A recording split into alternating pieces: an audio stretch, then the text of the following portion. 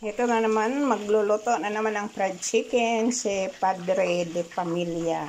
Ayan na, may luto na siyang 2 piraso. At ayan ang kanyang mga chicken na minarinate sa kanyang own version. At go on naman ang kanyang pagpreto. Requested ng bunso, ng mga ladies. Ayan guys.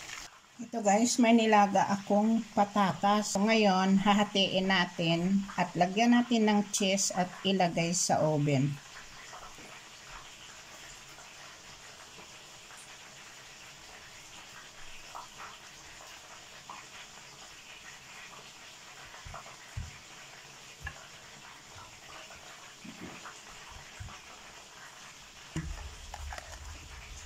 Okay lang natin ng ganon.